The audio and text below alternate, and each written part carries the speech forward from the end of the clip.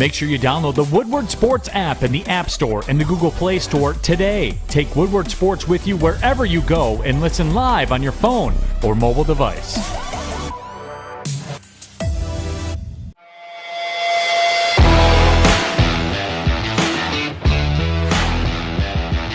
Hello.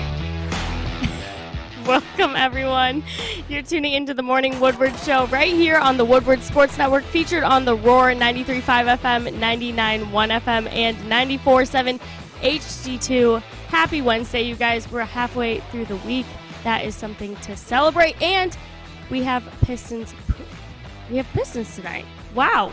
I don't think Kate's playing, but still, it's something to be excited about. But you guys, please tell me your expectations for the preseason and the regular season. Jeff, you love the Pistons, so let's start with you. Well, the last 2 years, especially last 2 years, winning only 20 games. Last year, just kind of focusing on the development of the young guys, Killian, Sadiq, Isaiah. That was the focal point of last year, just getting those guys developed, playing well, and still trying to compete in a lot of those big games. I mean, yeah, you won 20 games, you got the number 1 overall pick. They selected Cade Cunningham, but still, the point still stands. Now going into the next year, your goal now is me and Adam. I mean, we feel pretty confident this team can at least make the play-in, and that should be their goal as well, is to be competitive enough to make some noise. You don't have to make the playoffs. A little too much to ask, especially in the East. I can name about 8 teams that are probably better than the Pistons right now, but I don't know if I can name 9 to 10. I think they can sneak into the play-in, at least make some noise, have something to build off of for next year. This year was about seeing literally what we have. Killian missed most of the year. Sadiq shined. Isaiah shined as well. But regardless of being the youngest team in the NBA, that doesn't pass for an excuse now to win around 30-ish games this year. Being able to be in that play-in conversation, that should be the goal. It shouldn't be another 25-win season. I trust Dwayne Casey enough to at least win some games this year in the regular season, see where they ultimately end up. Players love Dwayne Casey. When he was in Toronto, they had all kinds of success in the especially regular season. Coach of the year. Obviously, LeBron, once they got to the playoffs, he was never able to allow the Toronto Raptors to make that jump until he left. But nonetheless, that should be really what they're focused on. Getting Cade, getting his legs under him. Obviously, he just suffered that ankle injury. But to be honest, if we're talking about this team as a trajectory, I think we can only really give Dwayne Casey and the Pistons one more pass. I think this year you give them a pass. You want them to make the play-in, but you're not really concerned as much with the win-losses. You want them to be in around the 30s. That's kind of the goal ideally. But I think the year after this is really where stuff gets serious for this team, because you're expecting them to at least be in some sort of conversation. You've seen what Minnesota was able to do. They get all these young guys, and they still can't win games. So you want to make sure you're developing them constantly and building a culture, and hopefully you can sneak right into the playoffs. But this year, Adam, it should be play-in tournament. Maybe if you're good enough, make that 8 seed. You got to be in that conversation. I don't even think 2 years is fair. I don't think giving them 2 years is only fair. I don't. I think you need to give them more time. Giannis, it took him 6 years to develop into a superstar. 6 years. But that's Steph Curry, 7 years. Klay Thompson, 6 years. It takes time for these guys to. Now, again, with Cade, maybe it's year 2, year 3, like a Luka, like a Trey Young, like a Donovan Mitchell. Maybe, okay. But you knew what you had in those guys, though. Early on. But you weren't getting. It wasn't translating to 50-win seasons, Eastern Conference Finals. So that takes time. I think the next 2 years, I don't mind missing the play-in or being just on the cusp of it. It's fine. I'm not too concerned with the win-loss record the first 2 years. It's year 3, year 4 where's Jeremy Grant at the time? Where are all these players that? I mean, what are you going to do with Jeremy Grant? That's really my question. Does Sadiq Bey develop enough? Does Killian Hayes turn out to be the point guard you want him to be? Cade, ideally, he turns into a star player. Well, then, okay, there's your core 3. Isaiah Stewart, a good 5. Your questions at the 4, but still, I mean, it's a young team. I don't think. I mean, you can say give them a pass. I get what you mean by it. Okay, yeah. I'm okay with that for this year, even next year, and maybe even the year following, as long as I'm seeing year-to-year development and growth. Now, is Dwayne Casey the guy that takes his team from player development to, let's say, an Eastern Conference Finals? I want to say yes, because he's done it with Toronto. Unfortunately for him, he went up against LeBron James all the time. So bad luck for him. He fielded multiple number one seed Toronto Raptors teams, a coach of the year. This guy knows what he's doing. Again, it's going to take time. You need 2-3 seasons, and I still have question marks about how this team is even going to play. I'm really not sure how. You have 4 people that could honestly ball handle for you the entire game. Jeremy Grant, he can ball handle. He can take care of the ball. He can dribble it up the court. He can make decisions. Saddiq Bey, I don't trust as much as the other 3, but he's shown he's a willing guy. He's willing to do it. Then you look at Killian Hayes, obviously Cade Cunningham. Those are your guys that are going to have the ball in their hands a majority of the time. But Jeff, they're expected to win 25 games this year. Over/under set at 25. I'd say they win more than 25. Yeah. I think this is it'll be a good fundamental basketball team that'll lose. Well, I mean, I wake up in the morning just because of their inexperience. But Jeff, what's his name? Jeremy Grant. I really need to see what we're going to get out of Jeremy Grant this year, because I'm not sure, and I don't think he's a fit long term. I think on a very good team, he's a number 3. So what does that make him on a team that's trying to develop a young point guard, a young shooting guard, and you want to call Bey a shooting guard or a small forward? I could care less. A 2 or a 3, it's the same thing in today's NBA. So you're trying to develop these guys. You're trying to get them reps. How do you handle the Jeremy Grant situation? Do you wait for the trade deadline this year, the following year? Are you going to re-up him? What's going to happen? I believe Jeremy Grant has 1 more year on his contract after this year. We signed him to a 3-year, 3-year deal. So when his contract expires, it's about what he wants next. If he wants a max contract, I think we're on the same page. I wouldn't give him that max contract. As much as I love Jeremy Grant, we signed him out of necessity. The Detroit Pistons were in a very bad shape at the time. We signed Jeremy Grant to come over, be the man, but in a couple years there's going to be other guys that want to be that guy, you know what I mean? So, and especially if they can make moves in free agency and sign guys they could really use. Like, as much as I love Jeremy Grant, I don't know if I spend $30 million on him, $25 million, absolutely not. So you kind of wait, maybe give him a year. Like you said, this is the kind of year for development. Once you're ready to compete, I don't know if Jeremy Grant's on your roster. And I think he sticks around maybe after his contract expires. And if he takes a discount, this team is welcome. 4 or 5 seasons away, realistically, from being an Eastern Conference contender. Yeah. They need Cade to develop into a star player. You don't know what you have in Killian Hayes yet. You need time. You just need time. It's one of those things where you just have to wait and see. It's the NBA. If you don't have a star player, chances are you're probably not making a deep run into the playoffs. So we can start there. Yep. You look at the Red Wings, full of young prospects, but you kind of expect them to shock some people. And it's a different sport. When you have that guy, Lucas Raymond it could be, you have that 30, 40 goal scorer, well, your team improves a lot, man. Yeah. It improves a lot overnight. So if Cade is what you expect him to be, the Pistons improve significantly overnight. And Jeremy Grant, I think, slowly makes his way out of town. I just don't see how he's a fit here long term. Over the next few years, while the team is learning how to win, learning how to play basketball under Dwayne Casey, okay, I'm okay with that. But long term, I don't see it. I don't see how it works unless Killian Hayes doesn't work out and they decide to keep Jeremy Grant over Killian Hayes. 100%. Like, Jeremy Grant can be on your team if you're trying to make a playoff run. Obviously, not the second or first option, or maybe even third option. But he's great. I love Jeremy Grant. He could fit on any team and play ball. It's just really about contract numbers. If you have a good team, Jeremy Grant can be, your third option and at least help you out. But in terms of $20 million a year for us being our number 1 guy, until we got Cade, obviously, but. I don't know if I pay that money for him, especially if you want to make deep playoff runs. That's just not how you get it done. But we'll see. The Pistons, Troy Weaver's a smart man. He makes moves, very calculated moves, whether it's in free agency or the trade. Getting Kelly Olynyk, a lot of people seen what he was able to do with the Houston Rockets when he was traded there. He just knows how to find those guys. So I trust when the free agency class comes this year, we're going to have cap space. There's going to be guys he's going to be aggressive to get. And maybe our attractive young core will be attractive to other free agents, and we can kind of get some guys in here that can contribute, not have to be the dog. That's really what it's about. Surround Cade and these guys with a great surrounding cast, and I think Dwayne can do it, at least. It's going to take time. I really do. I think you're 2-3 seasons away from seeing a 47, 48, maybe even a 50-win team, right? And that doesn't take into account free agents. Are you really going to attract a max contract free agent? I don't think so. And if you are, who? Is it someone actually worth paying the $40 million a year to, $35 million a year to? I'm not sure. You have to give me options here. And I'm not sure a coveted number one superstar is going to be coming to Detroit to play with Cade Cunningham, at least not yet. Cunningham needs to develop into an all-star, a star player, before that's even a possibility. And that doesn't guarantee that you even keep him long-term.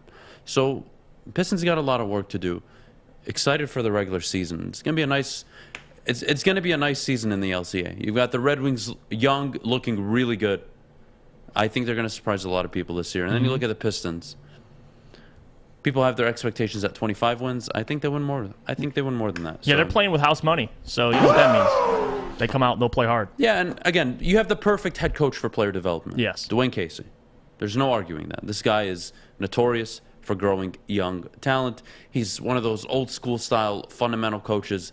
Killian Hayes will need to handle the ball better or he's just not going to see the floor. And that applies really to anybody handling the rock. So that's really it for the Detroit Pistons. I don't want to go a segment talking about the Pistons without talking about Luka Garza.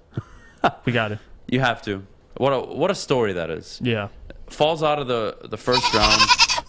Falls all the way to the end of the second round. Is that Nobody a goat? wants to take a chance on him. This is the Naismith Player of the Year in college basketball. He's the GOAT. He falls out. Pistons take a chance on him. And, of course, he dominates the summer league and earns himself a contract. Yeah.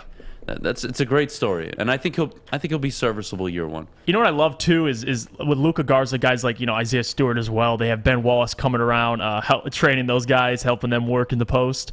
What a beneficiary to have Ben Wallace, Hall of Famer, to help you train your post defense. Like Isaiah Stewart and them were working. Luka Garza, I can't wait because Luka Garza can shoot the ball, man. So if he just gets it. I can't take this. I just hear a goat in my earphones from Stick. I love it. I absolutely love it. This is why, you know what? Stick understands what we're saying. Luka Garza, he's the man. You know what? That man, I'm so glad they converted his contract because I didn't want to see him in no G League. He deserves to be playing regular season minutes. I didn't mind it. I mean, look at Nikola Jokic, right? So if you want to compare anybody, like ceiling-wise, what they can get to, you want to compare Luka Garza. Hey, ideally, he's like a B- C+ version of Nikola Jokic. And if you get that from a second-round pick, that's great. Yeah. Don't get me wrong. That's a great pick. Now, is he going to be Nikola Jokic, a league MVP? Probably not. Probably not, but you don't know. We'll see how he develops. I didn't mind him playing in the G League for the whole year, to be honest. I think he earned his contract, and I hope he gets 8, 12, 14 minutes a game. That'd be ideal. Even more, that'd be great. I'm okay with it. It's a developmental year. Yeah. But, again, you're playing with house money right now if you're the Detroit Pistons, so I like it. I like it, Kennedy. Well, a lot to look forward to when it comes to the Detroit Pistons. I cannot wait. But when we come back, you guys, we've got to get into some things that Dan Campbell has been hinting about. We'll get into all of that next. But first, we need to hear about our friends over at Northwestern Tech. Well, yeah, some people just aren't as talented as Luka Garza. So you know where they go? They go over to Northwestern Tech, where you can start a new career making up to, $70,000 per year. It's an industry that is always essential, always. You can learn more today by visiting northwesterntech.edu. Hi, I'm David Hall from Hall Financial. And at Hall Financial, we treat our clients like family. And our number one priority is giving each of our clients 5-star service. Our passion for 5-star service, combined with our expertise, allows us to find the best possible solution for refinancing your home loan. We take the time to focus on both the individual and the numbers. We're going to walk you through the process and close your loan in half the time of our competition. Go to davidhallmortgage.com today. What's up, you guys? Welcome back to the Morning Woodward Show right here on the Woodward Sports Network. Happy Hump Day, you guys. I love Wednesdays. We're halfway through the week. All right, I have to get to this Dan Campbell stuff. So 2 days in a row, Dan Campbell has made subtle references to him benching or maybe scaling back playing time for a young player, maybe 2. There's some speculation on who it might be, but I want to hear it from you guys. So, Adam, your thoughts on Dan Campbell choosing to maybe bench some of these young players? I'll be honest. I don't mind it. I actually don't mind it. Although it's a developmental year for the Detroit Lions as well. They're in a rebuild. You don't drive home the message with your young players of, hey, you can't make these same mistakes twice by continuing to put them out 100%. on the football field. Now, if Derek Barnes isn't getting that amount of reps, maybe that I would like him to see because he's continuing to make the same mistakes in practice. Okay, that's fine. They've got to learn the hard way. Listen, we talking about yes, it's a bad practice, roster. Yes, this is a year where you want to see what you got from your young players. But it's also a teaching moment for these young players. And they need to understand that when they're in year 2, year 3, year 4, and they start to really get comfortable in the league, they can't be making mistakes. Why? Because there's people waiting to take their jobs. And I think it's a good message. I like the idea of benching some of them, not all. And I don't think it's really benching. They're not going to play 0 snaps against Minnesota. They're just going to get lesser snaps. Maybe they don't play the first quarter. We'll see how Dan Campbell handles it. But to be honest, I actually support the decision. I think you should discipline your players, especially the young ones. They need to understand that the mistakes they're making on the football field affect the 10 players around them. And that is a huge responsibility. If I'm a D tackle, and my responsibility is to fill up the gap between the guard and the center, and I don't do that, and we get burned for a 15, 20, 30-yard run, I just made everybody on defense look really bad, and I cost my team. You can't make those mistakes. You can't make those mistakes. I'm all for it. Why so serious? Being the youngest team in the NFL, people understand that mistakes, you're going to have to correct them eventually. Just because you're the youngest team in the NFL, you don't give a pass to these players to allow them to keep playing. So I completely agree. And more specifically, it's not really related to Derek Barnes. We have to talk about one player, and I hate calling any specific player out because it is an entirety of the defense, but Bobby Price. Scale that man back against the Chicago Bears. Hold on. Against the Chicago Bears, he gave up almost as many yards as Fields had passing. They targeted him every single time. So maybe guys like that, you scale him back, and because he just converted from, I believe, cornerback to safety, so he's going through some transitions. You got to scale those guys back because they'll lose your ball games. You know what I mean? And yes, like Adam said, it is a year for development, but if guys are costing you ball games by their poor performances, they need to learn somehow. Like, you can't have them in year 3, year 4 still making those mistakes when the Lions are supposedly supposed to be ready to compete. So it can't happen. If there's ever a year you want to make the mistakes, it's this year. Right. No, expectations are really low. No one's expecting this team to win 7, 8, 9 games. So you walk away in the season with 2 to 5 wins. Okay. We made mistakes early on in the season, committed a ton of penalties, but as the season went on, we progressed. We stopped giving up deep plays. We kept everything in front of us. We improved overall as a defense. Okay. That's a good year. That's a pretty solid year, to be honest. That's not bad. That's kind of what you're looking for. So, but if there was any issue I had with Dan Campbell's comments, it's how, man. He has to understand what he's saying sometimes. Like him talking about not making the same mistake twice. Like, my friend, if you want to hold your players accountable, be my guest. But you better make sure you're holding yourself accountable because you've already made the same mistake a multitude of times this year. So don't just come out and say, yeah, we're seeing the same mistake twice from young players. Like, yeah, no crap, man. That's what happens when you have a young roster. Right. The problem is it's just all young. There's no veterans on the field to communicate and help them from making those mistakes. That's the problem, really. And you can only do so much during the week. And that's what really Dan Campbell and his coaching staff need to improve on, is they need to improve on limiting the mistakes from their young players. They need to communicate, hey, when we're in this set, you need to be doing this. If they run play action, here's what you do. If they do this, you do that. Like, get these guys more prepared during the week so they're not getting exposed by teams during the games. It's that simple. And again, you can bench some players and make a statement like, hey, you're not playing well. You're making the same mistake twice. It's unacceptable. We're trying to win football games right now, even though I think they're not. But regardless, this can't happen. You need to be on the bench. You're hurting the guys around you. And I think that's the message. It's, hey, when you make a mistake, you're directly impacting the 10 guys around you and the other 42 guys that are on the bench. You are directly affecting their paychecks, their performance, that escalated our win-loss quickly. column, the fans' reactions. You have to limit mistakes as much as possible. It's hard to win in the NFL enough. When you make continuous mistakes, especially the same ones, you make it almost impossible to win football games. Yeah, of course. I mean, insanity is doing the same thing over and over again, expecting a different result. Now, Dan Campbell, she's shown he can be able to pivot. I mean, that's what you got to do in the NFL. You got to be able to pivot because, like Adam said, it's hard to win already in this league. So correcting those mistakes is essential, which I believe he will. This is a first sign of him doing that. He's scaling back some young players who are playing bad. They're signing more veterans. I believe they just signed a veteran center from the Houston Texans practice squad. It's just trying to go towards veterans, which in some situations, it's completely understandable. But in terms of Derek Barnes, some guys you want to get out there and correct their mistakes, let them correct their mistakes on their own. But some guys you just need to bench to prove a point. Just telling them simply, hoping they correct their mistake might not be enough. You might need to bench him, a guy like Bobby Price, and he could come back playing better. So I don't have a problem with it at all. I think we mutually agree on that point. Okay, let's take this one direction before we have to head to break. Dan Campbell, they're 0-4 right now. We kind of previewed their next 4 games. Away to Minnesota. You're home to, I believe, help me out here, Cincinnati. You're home to Cincinnati, Minnesota, away to Los Angeles, and then home to Philly. Yep. So if we looked at your first 4 games, forget you ever played it down. You were like, honestly, best case scenario, they come out 1-3. Okay, they're 0-4. Move on.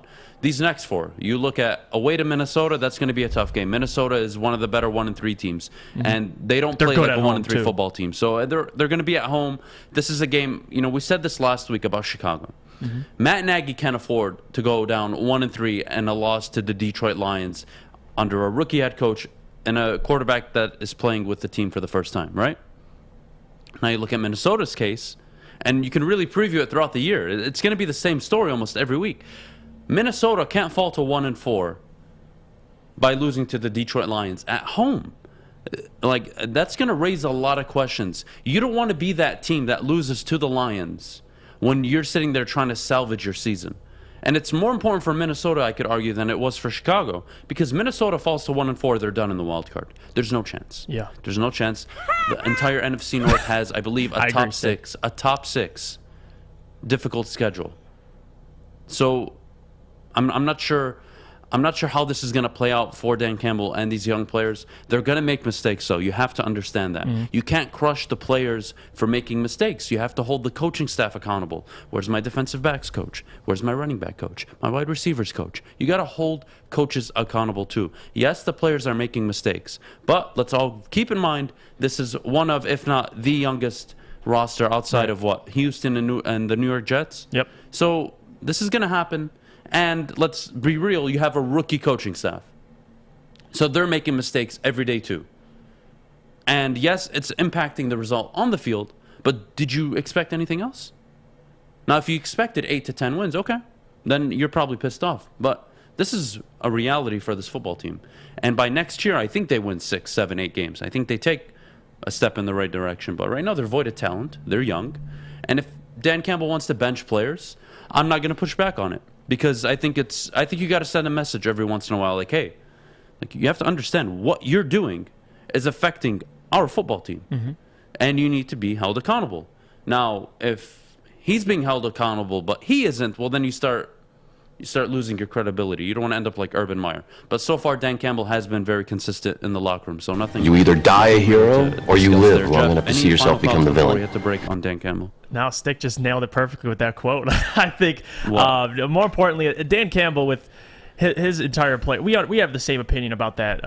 It's just, on the flip side, though, I would like to say this. You want Dan Campbell to scale back playing time for young players, but you also want him to know what he has in some of these young players. You don't want to scale them back to the point where they're still, the jury's still out on them. Like Derek Barnes needs to play more. I don't care what mistakes he's making. He has a lot of highs. The highs are highs, so you got to play the man. That's all. I'm right there with you, Jeff. All right, you guys, since it's Wednesday, you know what that means. Coming up next, we have Would You Rather Wednesday, my favorite part of the show. But I think that might take a close second to what we're going to do later. So you're going to have to stick around for that as well. We've got a new segment coming up, but Would You Rather Wednesday coming up next. But before we go, we need to hear about our friends over at MyBookie. All right, guys, MyBookie. It's football season. What more do you want from me? What more could I tell you? It's football season. It's the best time of the year. Bet from anywhere, anytime, using MyBookie. And make sure, if you haven't signed up yet, you sign up today using code Woodward. They'll match your deposit up to 50%. And guys, there's no better bet than football. Football is the best thing to bet on, or at least in my opinion. I strongly recommend you going to MyBookie. Guys, you saw my ticket the other day. 12 out of 13 over the weekend. Heartbreaking, but you know what? When you nail 12 out of 13 picks, you got to feel good about yourself. Again, sign up for MyBookie, guys. Bet from anywhere, anytime. They'll match your first deposit up to 50% if you use code Woodward. And please, if you do have a gambling problem, visit or call the Gambling Problem Hotline at 1-800-270-7117. Tony is a third-generation logger that has a simple, practical approach to life and work. That's why his Coast DX342 knife is perfect for him. The stainless steel blade is rust-resistant and made for all-weather use. And the double roll-lock safety ensures that it will never inadvertently close when he doesn't want it to. That's why Coast is trusted tough. Welcome, everyone. You're tuning into the Morning Woodward Show right here on the Woodward Sports Network. Happy Wednesday, which means it is time for Would You Rather Wednesday. Boys, are you ready? Oh, my goodness. They're not even going to like I only these know ones. one of these questions because I asked her to ask us this, but we'll have to wait and see what else she's got. Okay. All right, I'm going to start off with Jeff's request, and that was, would you rather start a team with Justin Herbert or Trevor Lawrence? We love Herbie here. I mean, yeah, it's not even. Is this real? It's real. Of course it's real. It's Herbert. Well, yeah, Well, he's it's not more even. proven. Yeah, no, But- it's Justin Herbert. Whoa, no. Wow, that I would say easy. it would probably be Justin Herbert for me. So lame. My goodness. All right, cool. Sorry. Well, no, it's not even close. It's not even close. No, Maybe I if you agree. use Trevor Lawrence's draft class, we can have an argument, but no, Justin Herbert all day. He's already elite. He's already a top 6 quarterback. He is. Trevor Lawrence is playing for the Jacksonville Jaguars. Yeah, he's in a bad sitch. All right, same question, but Trey Lance or Justin Fields? Ooh. Trey Lance. I'm Really? going Trey Lance, yep. I think there's just more there as a package, man. He's just. I don't know. I think Justin Fields right now can throw the ball better than Trey Lance. I think he's more accurate. Trey Lance is reckless, but I like Trey Lance's situation more than I like Justin Fields. Well, just this is let's say you're not the 49ers or the Bears. You're your own franchise. Who would you take to start would that I take? franchise? I would take Lance, Trey Lance. I would take Justin Fields. Okay. Character. I'll take the character. I'll try to build around his character. Well, All right. I got you. Okay, same. Okay, would you rather start a franchise with Jimmy G or Kirk Cousins at quarterback? I like this. Actually, you know what? I want my quarterback dating porn stars, so I'm gonna go for Jimmy Garoppolo. It's not even a question. That's my guy. I'll take him over Kirk Cousins. I'll take him over Kirk Cousins. You know what? I feel like if you're trying to be all like analytical, you would say Kirk, but like Adam said, I mean, it's Jimmy G. I mean, Jimmy G shows up in 4 primetime stars. games. Jimmy G shows up in primetime. You know why? Because he's going to bed with primetime chicks. Well, I mean, I wake up. So And my he's got a guy pretty- knows how to win the big games outside of a Super Bowl. and he's got a primetime team. That's for sure. So Yeah, you know what? I like Jimmy G. I like Jeff's Jimmy keeping G. it PG I like him more over than here. Kirk Cousins. I don't like Kirk Cousins that much. So Okay. maybe I'm biased. This came directly from Terry Foster's Twitter account, okay? And Oh, I God. told him I would steal it, and I got his blessing. So thank you, Terry. I just have to shout him out really fast. Who would you rather have? Death, not an option. Terry also had that part in his tweet. Are you taking Millen Mornweg or Quinn Patricia? Wow. It's Terry, not me, so don't come for me. Wait, it's Quinn Patricia and who? Matt Millen and Marty Morningway. Wow, that's tough. And death is not an option? Death, Yeah, not an option. it's. Are you sure? Positive. This is one of those questions that you wish What you if had like it's none what of if the it's above. suicide? Doesn't matter. Death, not an option. What if I put myself into a coma? Is No. that what? No No? comas. You have to pick. Okay, You guys, this is I'm the beauty of Would You Rather Wednesday. yeah, It's it's not Quinn frustrating. Trisha. It's I a mean, tough one. To be honest, I'd rather go for Quinn Trisha. Wow. Yeah, save me the embarrassment of Matt Millen. Like, Matt Patricia was an awful head coach, probably one of the worst head coaches we've seen take over a team and just absolutely ruin the culture. But no, I would take Quinn Trisha. At least Bob Quinn was somewhat of a competent GM. His Yeah, you got downfall, Galladay. his downfall was free agency, homering on Patriot players, and then hiring Matt Patricia and not getting rid of him after year one. dumbass. That was his downfall. He got the head coach wrong. And as a GM, you're responsible to get the head coach right. So I'll take Bob Quinn over Matt Millen and Marty Morningway. Matt Patricia, I'll just I'll whack him after year one? God, I don't even know. That's I would just sell the franchise at that point. Oh, don't take the easy way out. Stop. Pick one. Matt Millen or Bob Quinn. That's basically what you're going to go for. I mean, Bob Quinn. You wouldn't want either head coach. Yeah, Bob Quinn drafted Jelani Tavai, which was, god awful. But God, give me Quinn Trisha. Don't put this on camera. Don't put this on YouTube. You dumbass! No, don't clip this. All right, I don't want nothing to do with that, man. All right. Would you rather have Tom Brady or Aaron Rodgers for one final drive?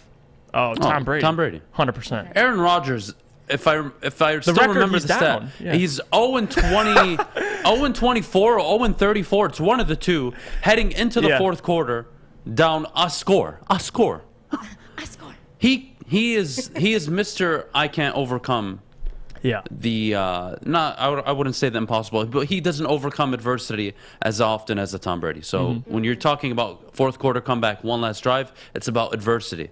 And Tom Brady has handled that all his career. I'll take Tom Brady. Yeah, I'm taking the GOAT. I mean, you go with there you go, Stick. Go with the GOAT, because like Adam just said, as soon as you said the question, the statistic popped in my head of what Aaron Rodgers is when he's down in any game. So you know what? Give me the GOAT. Never go wrong.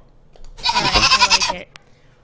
This one, a little saucy. You guys don't come for me. Oh God. But would you rather your team, aka the Lions, have an Urban Meyer scandal? So what's happening with Urban Meyer right now? Okay. Or a Mike Vick scandal? Oh, wow. You really came prepared today, huh? You either die a hero or you live long enough to see yourself become the villain. People would want to pry my eyes out. Oh, I'll take the Mike Vick situation. What? Yeah. Wait, none of my players. Like a player versus none a of my coach? players. I lose my whole locker room if I have Urban Meyer, and they already lost. They already lost the locker room.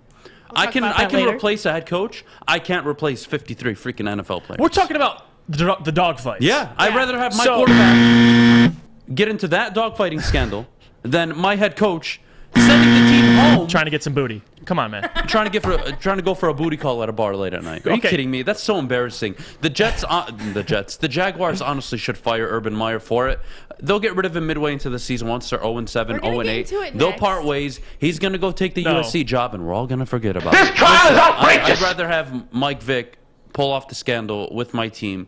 We go down for a year and a half, and we recover. I'm not letting my starting quarterback have some dogfights. My coach. Listen, it's not like they let him. Hey, listen. It's not like they let him. Listen, if my coach wants, I'm gonna get. We'll have a talk if he goes out, but no, hey, you can't. No. Like me. What are you mad at Urban for? I can replace a head coach. I can't replace 53 players. Shut up, yeah, understand how long it'll take me to replace all 53 players and actually field a good team? I'd rather get rid of the head coach who can't even hold himself accountable, let alone. But let's say you have a great in starting quarterback, like Mike Vick. You have your first sure starting quarterback. He does something like that. What are you gonna do? Cut him? You gonna trade him? Yeah, that's fine. So you're done. That's like fine. If it was Matthew Stafford, you're done. I'll move on. The Atlanta Falcons moved on just fine. They drafted Matt Ryan years later. I'd rather have an Urban Meyer situation. No, then I could you just wouldn't. fire Trust me. him. No, you wouldn't. I would rather be Arthur. I would literally do anything but let dogs. I would rather be Arthur Smith and own the Atlanta Falcons dealing with a dogfighting situation. I thought you meant Art Smith. That throws me off every single time. Yeah, no. Okay. No. Give me the Mike Vick situation. As horrible as it is, my head coach has zero credibility now walking into the building. My GM doesn't respect him. The players don't respect him. The chefs don't respect him. The trainers don't respect him. Hell, the people who cut the grass and do the landscaping don't respect him. I think the players might feel like, hey, kudos to you. Good job, coach. No, I promise you that's not how they're thinking, actually. Yeah, I saw some quotes, I promise that it's not how they're thinking. No, Urban Meyer took a big hit yesterday. But I don't want my quarterback to have dogs kill each other. So I'd rather have my quarterback killing dogs than my head coach losing all credibility. Oh my gosh, no one clipped that. Because I cut my quarterback and I move on right away, and I still have my core team, and I still have my head coach and my GM that I like. I'll find a quarterback in a few years. But your coach was already a goofball, so you know what? No, it's so easy to say that. No. Okay. I can't replace 53 players. They don't respect that. I can bring in a head coach. Don't even. I can bring in a head coach the next day, and the whole locker room will be salvaged. I can't bring in. Yeah. Oh, you said a new coach? That's why I would rather have the Mike Vick scandal. No, you'd have to replace your quarterback at that point, or at least figure it out. I mean, or keep again, a quarterback who's killed dogs on your roster. I don't know. All right, Kennedy next. I don't know. Okay, Adam, you're gonna kill me, but I forgot what you wanted me to ask, so you need to ask. I hate you. I know. I was like, he's gonna kill me because I can't remember. All right, Jeff, would you rather have drafted Deandre Swift, Jonathan Taylor, or Antonio Gibson? Keep in mind, Jonathan Taylor and Gibson went right after Deandre Swift. Well, I was on record. I'm not trying to be like that guy, but before the draft, I do these little mock drafts. I'll make my own little draft. I wanted Jonathan Taylor. That was the guy. And the only thing knock on Jonathan Taylor was his workload in college at the collegiate level. But the tape you watch on Jonathan Taylor, it popped right off the page to you. I think the only thing DeAndre Swift, he's shifty. He's got the basics of being a great running back. He's got the attributes. It's just he never had that workload in college. So I was just always leaning towards Jonathan Taylor. I watched him in the Big Ten. He was playing well, 2,000 yards. So I'm biased. So give me Jonathan Taylor. But I love Swift though. All right, of the three, I think the most dynamic back so far is DeAndre Swift. I think he has the best pass catching ability. The problem Swift faces right now is he's in a two-back system. He's not the lead workhorse, and he's not getting enough carries. So, in hindsight, I probably take Taylor because I think he can give me even more in the run game and maybe slightly less, but maybe just as much as DeAndre Swift gives me in the open field out of the backfield. So, I think Jonathan Taylor is the consensus pick. I don't see, if I could not draft anybody in the second round and would have gotten Gibson in the third round, that would have been ideal, but... Right. I mean, it's too late to talk about that, but yeah, I would. DeAndre Swift is really good, but it's kind of tough. Yeah, it's kind of tough to. It's not saying he's the bad pick. It's just out of the three. I mean, if you have to pick between, really, it comes down to Swift and Jonathan Taylor, in my opinion. And I could argue for both, but I think right now it would take Taylor. He's the healthier back. He's the more consistent back, and Again, we need to see DeAndre Swift. We're going to talk about DeAndre Swift. He doesn't get utilized how the team is using him right now a little later on in the show. But seriously, you got to give him more than 10 carries. You got to give him more than 10 carries. I understand you like Jamal Williams. Well, if you like him so much, why don't you run him in the third and fourth and short scenarios that you've been facing? Right. Because last I checked, you're actually converting over 50% when you run the ball on those third and short and fourth and short scenarios. How ironic is that? Yet we continue to give the ball to Jared Goff in late game situations on fourth and shorts. 10 out of 10. Great decision making, guys. Kennedy? All right, you guys. Well, when we come back, we've already touched on it a little bit, but we've got to get into this Urban Meyer scandal. I hate it, but I also love it. It sucks because I've been defending Urban Meyer with my entire chest since this show has even started, but here we are. I don't think I can defend him much longer. We'll get into that next. But before we go, I need to tell you about my new friends over at Legacy Partners Insurance. You guys, when you watch football games, you're often bombarded by insurance ads that promise to save you money. But if you really want to save money, you need my new sponsor, Legacy Partners Insurance. They're independent, so they shop between 7 and 10 carriers for your insurance needs. Here's what I need you to do. Call 586-209-4106 and tell them that Kennedy sent you, not Ms. Kennedy sent you, not Ms. Right, Adam? Ms. Kennedy sent you. Anyway, just for getting a quote and telling them that I sent you, you'll be put in a drawing for a $50 gift card. So call or go to legacypartnersins.com/Woodward today. See you after the break. Okay, you thirsty little spin goblins. I want you to pedal into the next dimension. Spin it! Spin! Spin! Uh-oh! Carmen's falling behind. Let's give her the hiss of shame. Spin! Spin! Spin till you bleed! Don't ride the bike of shame. Come to Planet Fitness and find your own lane with tons of equipment, free fitness training, and no hissing. Join today for just $10 a month. Welcome back, everyone. Happy Wednesday. You're tuning into the Morning Woodward Show right here on the Woodward Sports Network. All right, we have to get into this Urban Meyer scandal. It's been brewing for a few days. We haven't touched on it. We've been good about it. But now it's coming to a head. It's not good. Statements were released. Press conferences were held.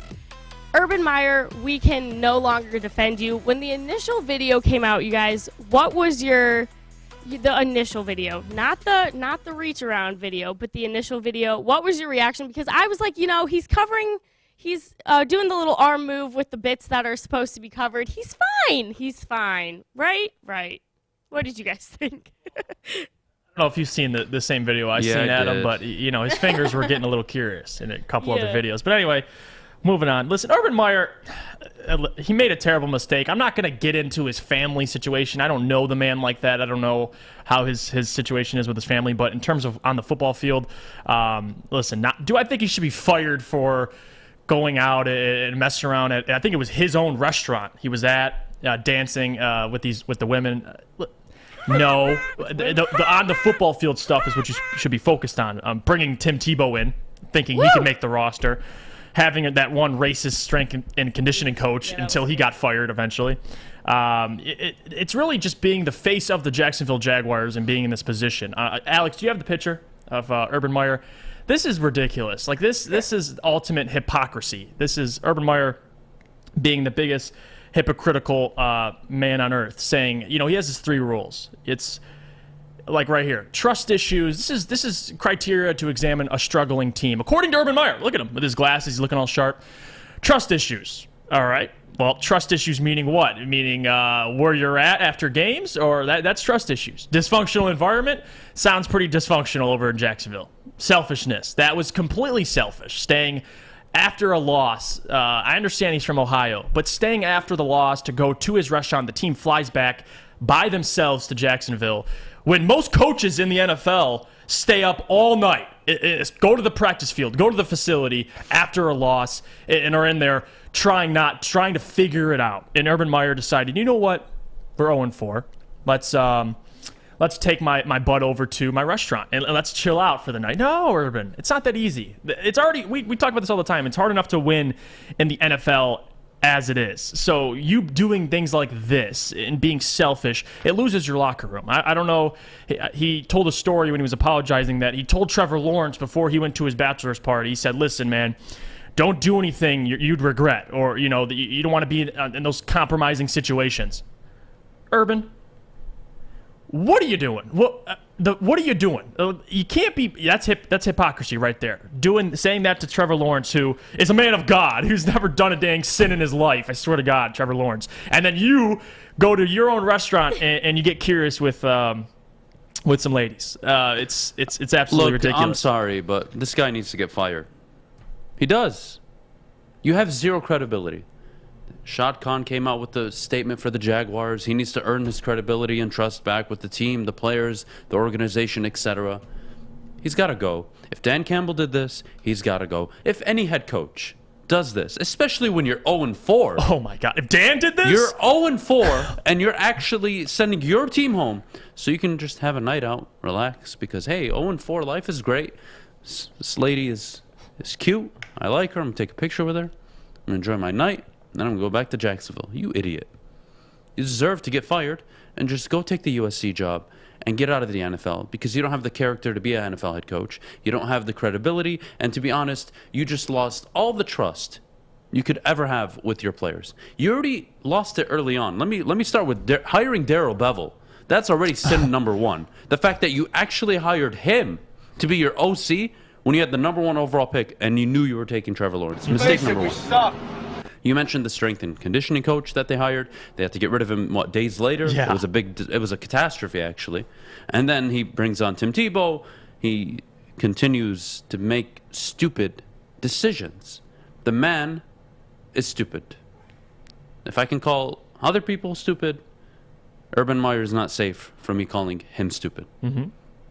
You threw away your opportunity to be a head coach in the NFL. You just did. They're not going to fire him. That's on them. But you know what? If I was the owner of that team, I sit him down and I just get rid of him. I make Darrell Bevel my interim head coach, and I start looking ahead to the future and like, all right, I need to go find a young head coach, whether it's a defensive minded like a Brandon Staley or a Sean McVay-esque, Kyle Shanahan-esque head coach. Maybe it's Mike LaFleur. I don't know who their option would be. All I know is I would start looking because I have a prized possession that I don't want to go to waste, and that's Trevor Lawrence. And I don't need Urban Meyer ruining the locker room and ruining everything we've tried to build over the last few years. Here they are. They've got some nice pieces. They're missing an O-line. They're missing their run game. Granted, they have James Robinson and Travis Etienne, but he's out for the year. They need time. They need... Oh, my goodness. I hate it. I hate what Urban Meyer did. I'm not a fan of it. He needs to go. He's not stupid because he got caught. He's stupid that he put himself in that situation. That's why he's stupid. No, yeah, you don't send your team... Now, if he flew back with the team and he went out that night in Jacksonville or Fort Lauderdale or Miami, wherever he wanted to go, and he went out and he got caught, all right, it's fine. Like, hey, man, he flew back with the team. Still bad, but he went out that night, bad. but hey, it's like you can spin it. It's like, hey, look, we had a bad loss. Like, I wanted to get out. I went to the bar. Like, this 1, 2, 3 happened. Not you send your whole team home after your 4th straight defeat. You're 0-4. And my goodness. How do you even put yourself in that situation?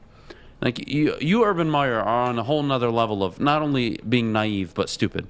Yeah. It's impressive. Kennedy, what do you think? I have some quotes from players. I was searching Twitter because I knew I saw these yesterday. So Michael Silver from Sports Illustrated talked to a player on the team, and he said he has zero credibility in that stadium. He had very little to begin with, which is some tea there. He also said players were particularly put off by the fact that Meyer canceled Monday's team meeting as he dealt with the uproar over the videos. He even canceled the team meeting. The player said he was too scared.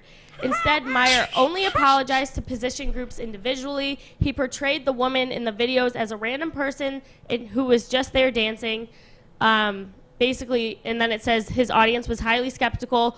Said one player, we looked at him like WTF. Right when he left, everyone started dying laughing, and he knew it. Bottom line, he's done. The player said, it's bad. I don't know how he's going to function.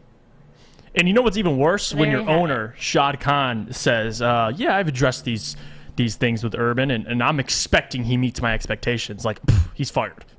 like if your owner says that, like, I'm expecting him to meet my expectations. Look, the Jaguars are years removed from an AFC Championship appearance. Like, you can laugh at the Jaguars for what they are now. But they've gotten it together over recent time. They finally have a quarterback.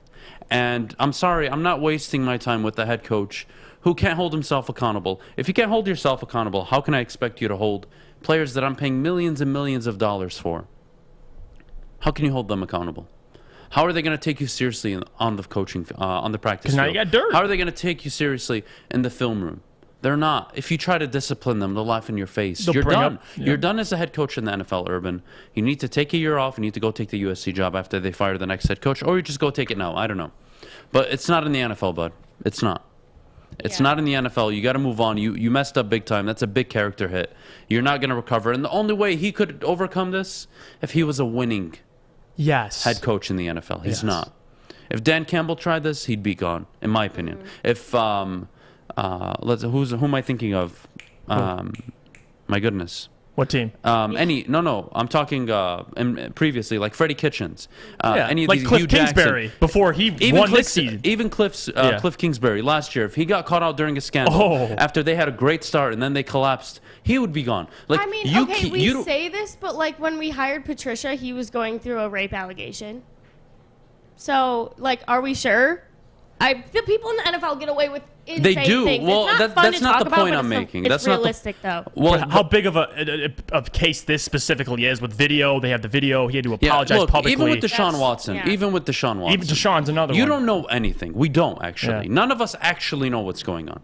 Like, we're 7 months into this now? 6, 7 months now? He hasn't really said a word. He hasn't said a word. People have stopped coming out. We're not sure what's going on behind the scenes. He's on the roster. He's getting paid to stay on the roster, but he's not playing. They're paying him not to play.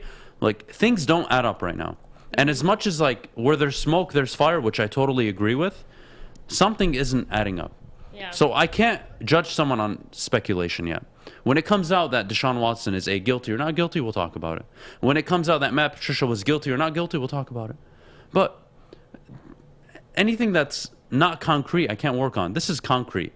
My head coach decided it was a great idea to send the team home, go out to the bar, have a few drinks, and get felt on by a few chicks. A few drinks. Did you see his face? He was shit-faced. Yeah. And of course, he was wearing the Ohio State. I really thought it was an old video when I first saw it. I thought there's no way this guy did this as an NFL head coach. It had to have been prior when he was a Ohio State coach. We were in agreement on that. We thought it was. I really thought that was from a few years ago, and it just came out now. Yeah. And my goodness, I can't believe he actually did that. Yep. It's fireable offense. He needs to go. They won't fire him. I think it's pathetic that they're not going to fire him. He needs to go. Bring in Bevel. Dumbass. He'll guarantee you 1-15, 1-16, 2-15, 3-14 at the best. You'll get a top pick, and you hire your head coach after.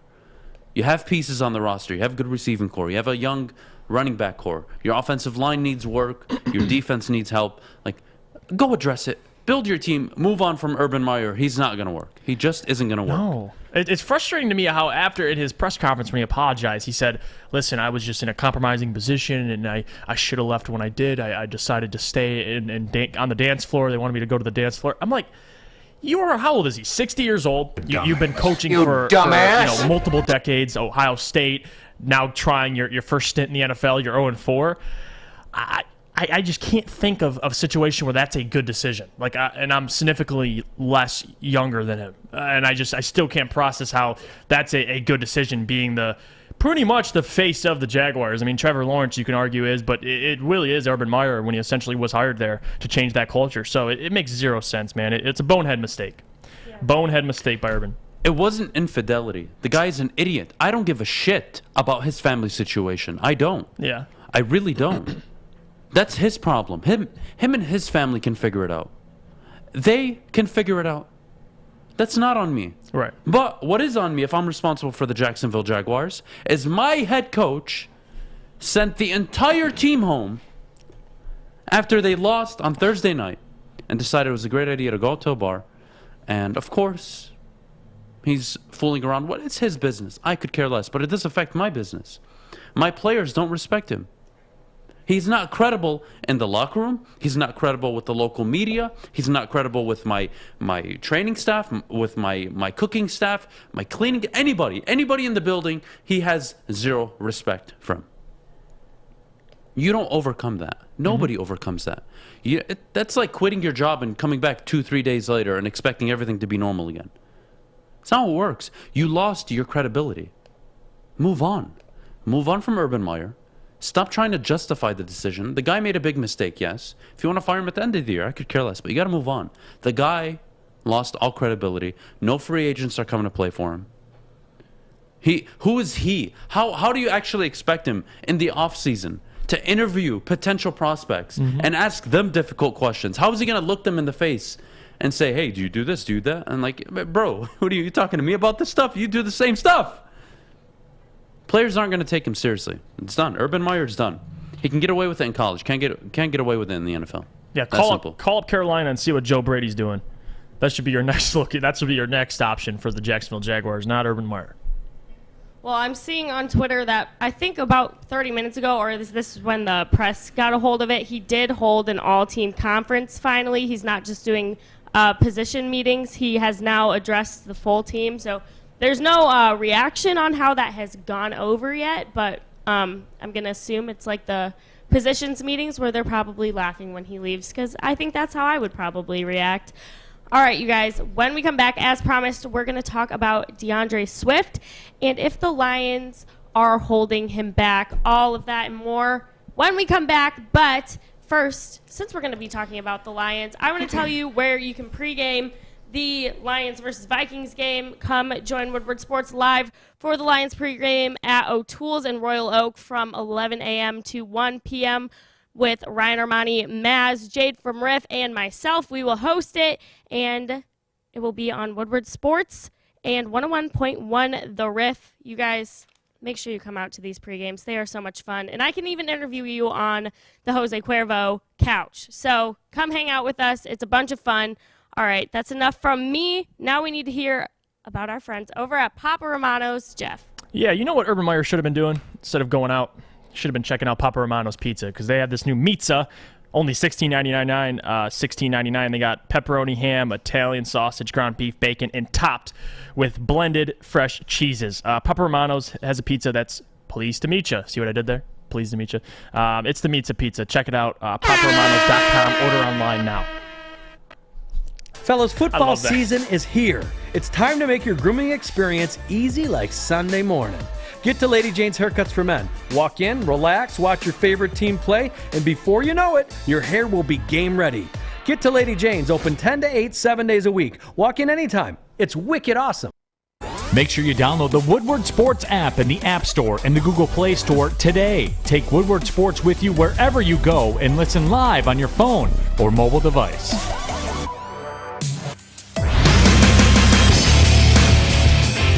Welcome back, everyone. Happy Wednesday. You're tuning into the Morning Woodward Show right here on the Woodward Sports Network. All right, as promised, we've got to talk about if the Lions are holding back Deandre Swift.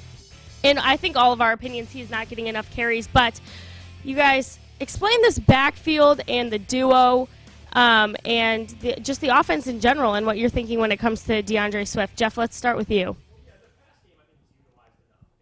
Obviously, Jared Goff favors passing to his running back, so DeAndre Swift's the beneficiary of that. But in terms of getting the run game going, I think they need to get DeAndre Swift going a little more earlier. Obviously, the Bears game, he was getting shut down every carry he pretty much got, but still, I think that has to do a little bit of the rhythm because they always start with Jamal for the first couple carries. They bring in DeAndre Swift a little later, and then they try to get him going.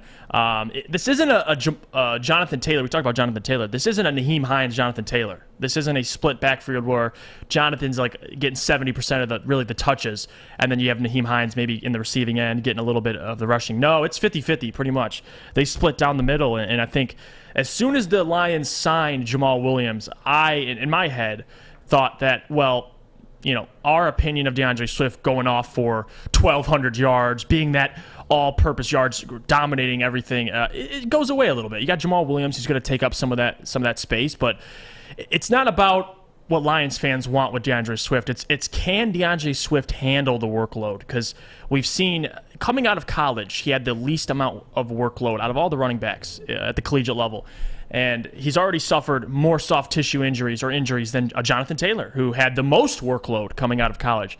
So that's what you have to question is, can DeAndre Swift handle 20 to 25 carries a game? That's the real question. I disagree. I don't think that's...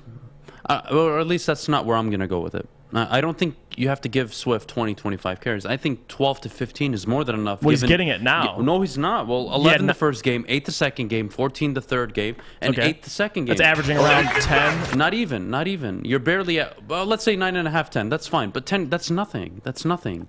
Especially if you want to look at just the Lions' results this year. They've lost 2 games by 1 score. In those 2 games, DeAndre Swift got more than 20 touches total. Okay? Or I should say targets, including rush attempts and targets out of the backfield. So when you target him more than 20 times, passing and on the ground, well, you're in closer games. And if you look at the games where he got under 20 targets, they lost by 2 scores in both games.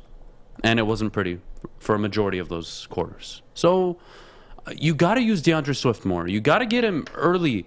Jamal Williams is somebody I think you don't need to really get into a rhythm, right? You can just bring him in. He'll get you 3, 4, 5 yards a carry. It's kind of a given. He's that kind of back. But with DeAndre Swift, you want to start out the gate with him. We saw it last season, early on.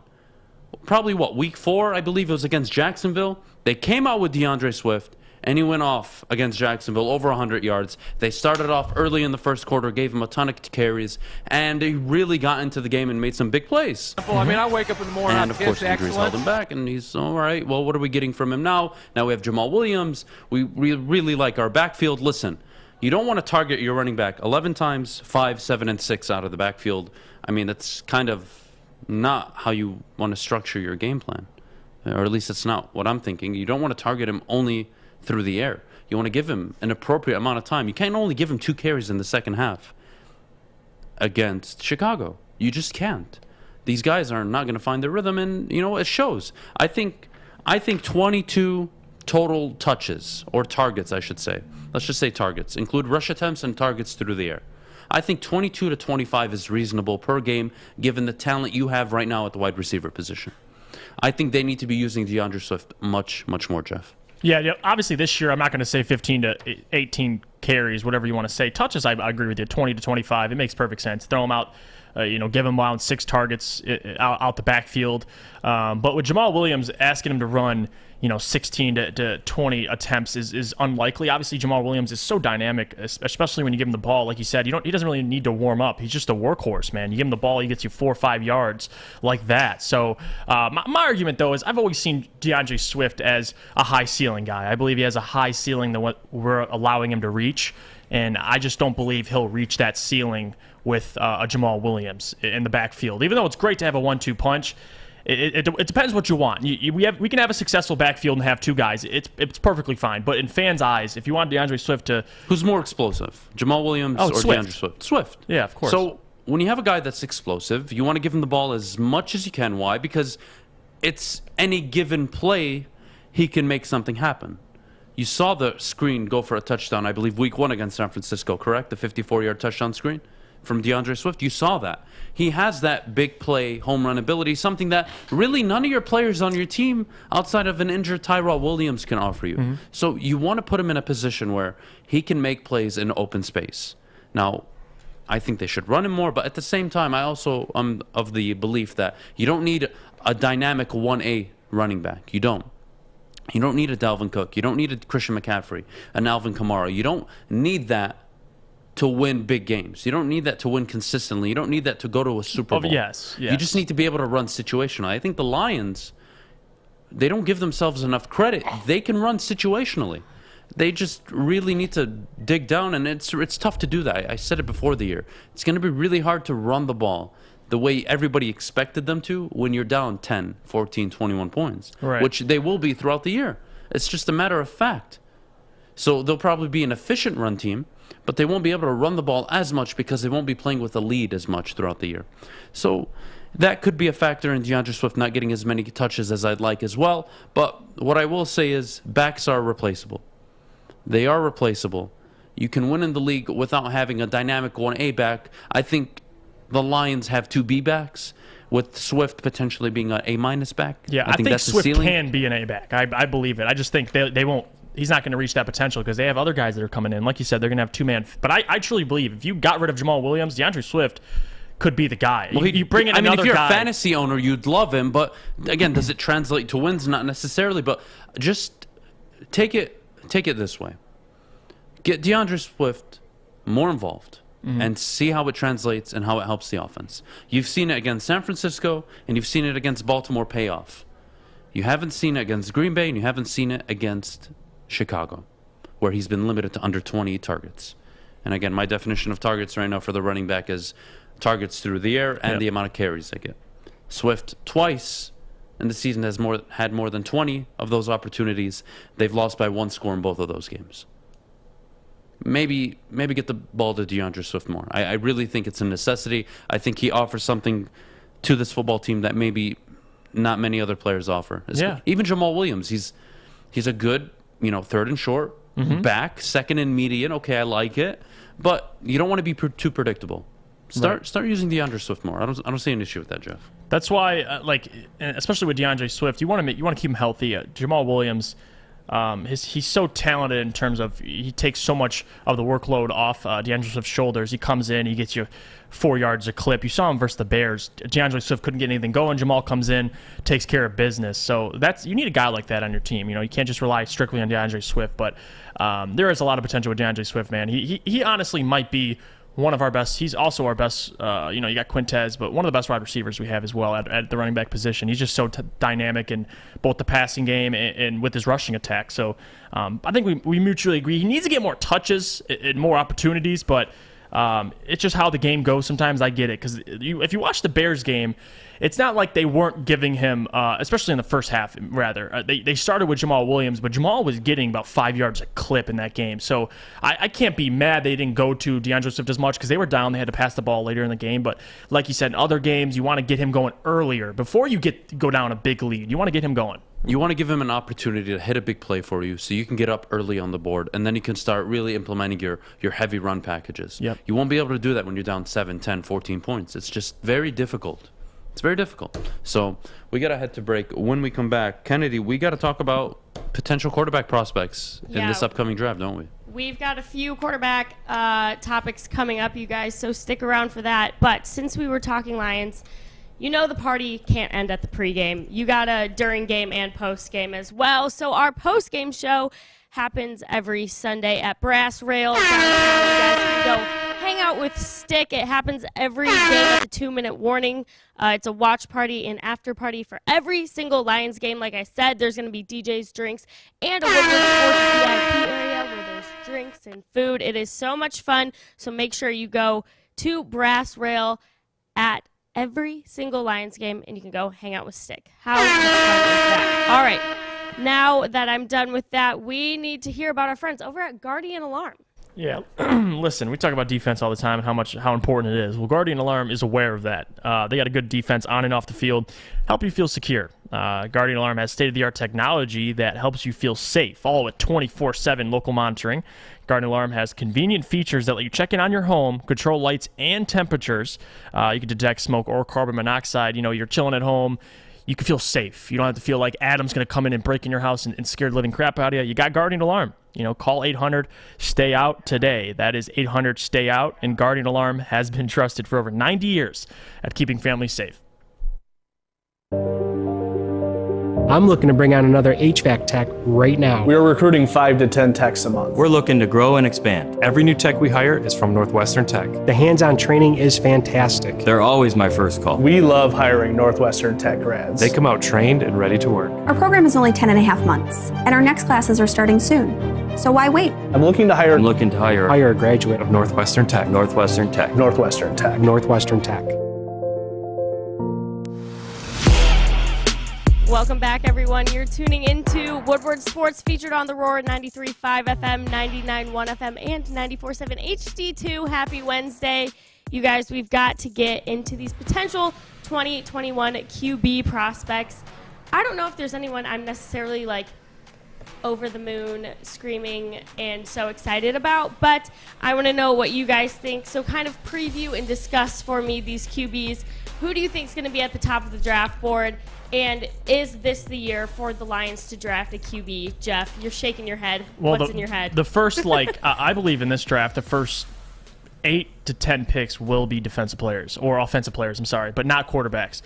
It's going to be skill positions. I just don't – the first quarterback taken off the board, it could be Malik Willis. It could be a Sam Howell. I don't know. They're all – right now, they're playing. Some of them are playing well, like Bryce Young. Some of these guys that are playing extremely well aren't even juniors yet; they're sophomores still. So you got till next year to really, be able to draft them. But in terms of juniors this year, I mean, Malik Willis, you got Matt Corral out of Ole Miss, and Carson Strong, Nevada, Sam Howell, and Spencer Rattler.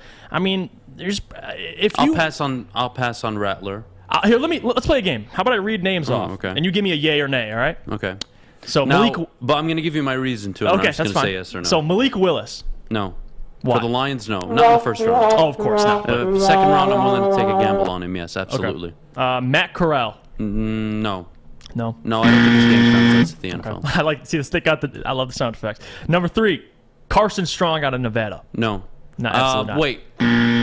Third, fourth, late fourth, early fourth, late fourth round. I don't mind. I don't mind taking a gamble on. There's a few guys I don't mind taking a chance on in the third or fourth round. And we agree you really on have that. nothing to lose. Some guys, I actually agree on that. Third, fourth round. I have a favorite that I'm sure you're going to read up. Well, I'll that get there. I think the line should take a chance on. 4, Sam Howell. No, pass. I don't think Sam Howell. My goodness, I know you like him, Kennedy. You think he's cute. I know. What else is new?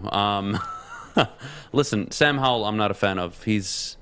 Last year, he had all the weapons. We've seen what he's done with less weapons, and he doesn't look all that great. Super turnover prone. Again, this is a guy I expect to go in the first round. So based on that expectation, I would pass if I'm the Detroit Lions. I'm not taking anybody in the first round at quarterback. Maybe Malik Willis in the second round if he's available, but I'm not reaching. Maybe with my Rams pick, I go for a quarterback, but I've got to be sold all in. So if Brad Holmes is in love with one of these guys and they're available at 26, 24, whatever the Rams finish this year, I'd respect that. I'm okay with it. But there are guys I think will be available in the third or fourth round that I think it's worth taking a chance on. All right, so let's go down. We got Spencer Rattler. No, out of the league. will be done. He won't even finish out his rookie contract. If he gets drafted in the first round, he will be a bust. Okay. And no one likes him. His own student section boos him. Well, he's an a-hole. Well, have you guys seen the video that's come out about him at those 7-on-7 camps? Mhm. He's the worst. garbage. He's the worst kind of teammate. He's playing like crap this year. His receivers left him. He doesn't look all that great. Doesn't look as explosive, not as dynamic. I'm not interested in drafting Spencer Rattler. And I also have to think as a GM, who do I want to be the face of my franchise? Who do I want to be my Not someone CEO? mean. Spencer Rattler does not check off those boxes. A hard pass on him. I wouldn't even consider him on my draft board. Not even in the 7th round, I wouldn't get him. So last one I want to suggest to you, Desmond Ridder, Cincinnati. No. Again, I think Desmond Ridder could be maybe a Trey Lentz-ish project. Yeah. He has qualities. All these guys have qualities about them, but in the first round, no, I'm passing. There are two guys that I would love to take a chance on if I'm the Detroit Lions in the 3rd, 4th, or 5th round, and that's Keaton Slovis from USC and then JT Daniels from Georgia. I would take a chance in the late 4th, maybe even early 4th to late 4th round. I don't mind taking a chance on one of those guys. I think it's even the 3rd round, to be honest. Like, I'm not losing much. I got my defensive players I need in the 1st and 2nd round. Let me take a chance on a quarterback. Jared Goff is going to be starting next year regardless. So if Jared Goff comes out and we're not performing as well and we're like, hey, we expected to win 5, 6, 7 games this year. We're sitting here at 2-9. Well, let me get out the rookie, and I'll put him out for the last 5 games. And if he plays well, oh, wow.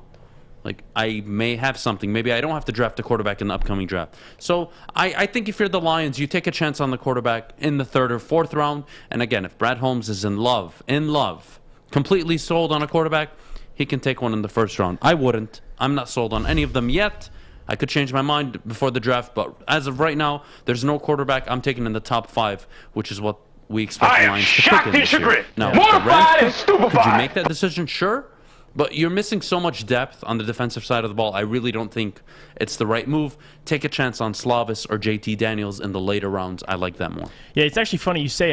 Who out of the two, who would you prefer out of JT or Keaton Slovis? Oh man, that's because I have mine. I like Slovis. That's my. If you could take a chance on him later, people forget, man. He threw 30 touchdowns as a freshman. So he just as a freshman, he's gotten better every single year. I like JT Daniels though. So I think it'd be quite it would be quite the story. The Lions move on from Stafford, and the first quarterback they draft from Georgia since Stafford is also from Georgia. I think that kind of fits, right? It kind of fits that narrative. I like Slovis too. Again, if you're in the 3rd round and one of these guys are available, I really like the Detroit Lions to take a chance on one of the two. It's you can't miss on that. You can't miss taking a quarterback in the 4th or 5th round, even the 3rd. It's not a miss. It's like, hey, if you turn into a backup, that's great.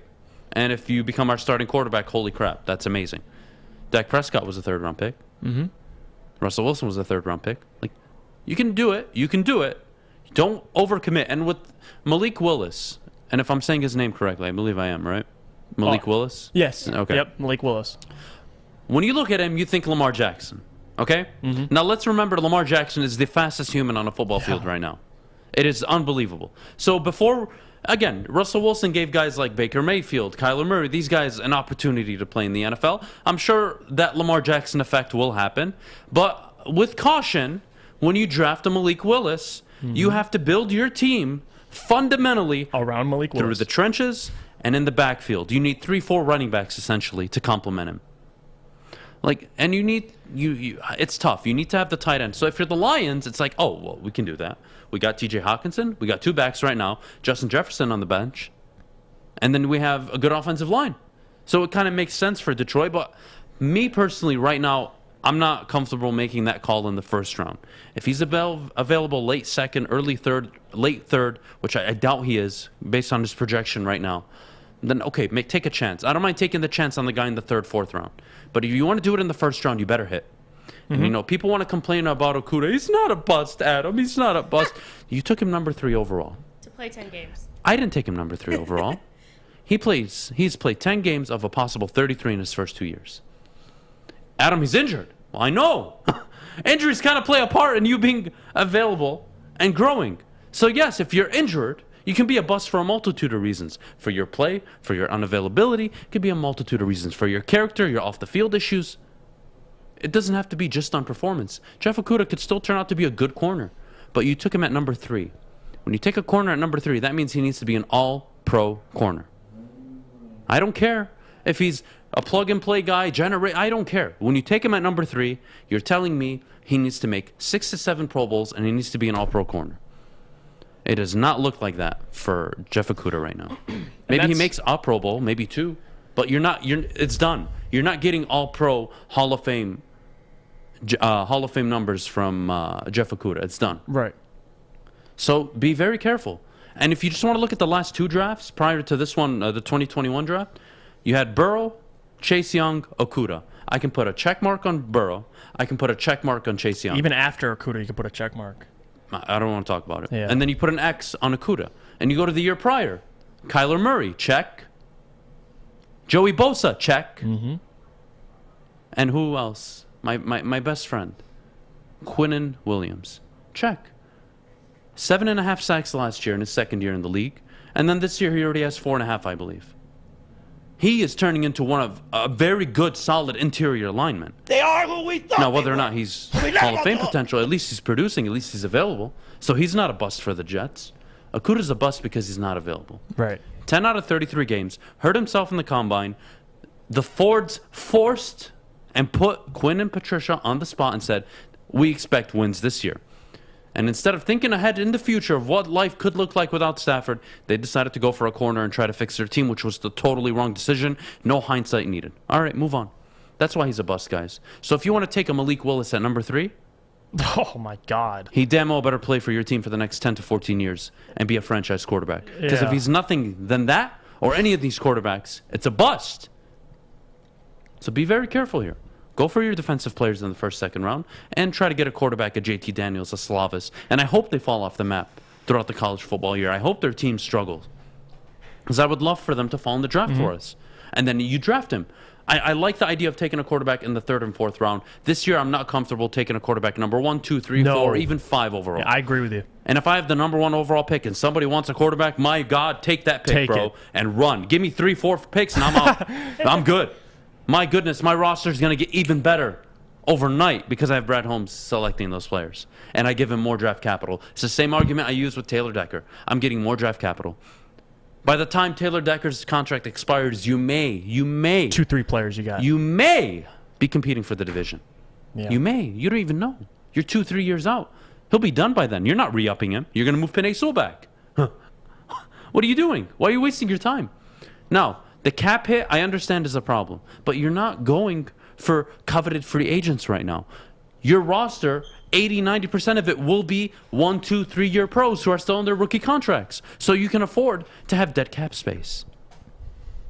Get draft capital and put all of it in Brad Holmes' hands. And I think he'll do a good job. Move on. I think we can mutually agree. The Lions, with their first 2 first-round picks, you take 2 guys on the defensive side of the ball. You take... you go Kavan in the first. If you have your, let's just say hypothetically, Lions end up with number 3 overall. All right, let's say Lions get 3rd overall. Kavan might be off the board, but you take the next best defensive player, whether it's Kyle Hamilton or you got to go Derek Stingley, whatever. You take another corner. Wow, that'd be a story. But anyway, you take the best defensive player in that top 3 selection, and then if you have somewhere between 20 to 30, you take another guy possibly on the defensive side of the ball, if not a wide receiver who's there. But yeah, I think they go defense. Like you said, grab a skill position, grab a wide receiver, but linebackers, safeties, corners. I think they focus heavily on the defensive side of the ball. You maybe take a quarterback late in the draft. That should be the game plan for Brad Holmes this year. Look, if this coaching staff and the front office just does their job, you're going to be able to win 5, 6, 7 games next year. Stop overreacting, guys. They're not going to be a dumpster 2-15 team next year. And if they are, that really tells you a lot about your head coach and front office. Now, either the talent was right and the coaches aren't doing the job, or the front office is awful and the coaches can't do anything with what they have. It's one of the two. You can't go back-to-back 2 4-win seasons. It's not going to happen. I think they improve next year. It's a given. And that's only if these guys are up for the job, which I think they can be. Having said that, I'm not drafting a quarterback in the first round this year. I'm not in love with any of them right now. A hard pass on Spencer Rattler, a hard pass on Sam Howell. I'm not interested right now. We'll see how the year develops. but I don't think I'm going to change my mind. If I'm the Lions, I'm going for a quarterback in the 3rd, 4th round. I'm going edge rushers, linebackers, safeties, secondary players, heavy in the 1st and 2nd round. And that's it. Kennedy, get us out of here. All right, I will. You guys know I'm in love with DBs, so I hope we take, well, mostly Kyle Hamilton, but, I'll save that for another day. You guys already know how I feel about him. All right, coming up next, we've got our brand new segment that Adam is so excited for. I'm so excited for. Jeff, I hope you're excited. I haven't really talked to you about it yet. We're just really throwing this one at you. So you guys stick around for that. Should be a lot of fun. But now we need to hear. Jeff, your hair's covered up today. What are we doing? Tell us about Lady Jane's. All right, listen. If you guys need a haircut, you go over to Lady Jane's. You know why? Because it's the best experience on the planet. You get to sit in one of these comfy chairs, you watch TV, watch any sports news, any updated sports news with the Detroit Lions, whatever your favorite team is, and you walk out with a fresh haircut. They take care of you over here. Lady Jane's open 10 to 8, 7 days a week. You walk in, sign in, sit down, and before you know it, you're handsome and clean. You know why you do it, though? Because it's wicked awesome. Papa Romano's has a pizza that is pleased to meet you. The Pizza Pizza is a sizzling deal and fully loaded with pepperoni, ham, Italian sausage, ground beef, and bacon. Get a large Pizza Pizza for $16.99 at paparomanos.com. Morning, Art. Morning, D-Mac.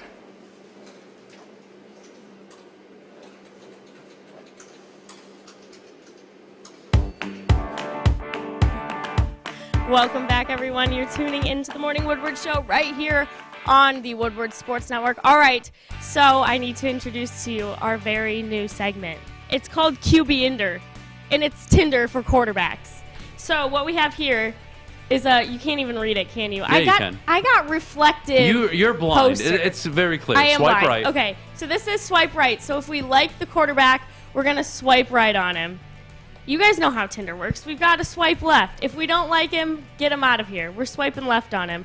And then you get one super like you do every day when you're on Tinder. I think. I haven't used Tinder, but I think you get a super like every day, and you can super like one person, which means you really want to get in there.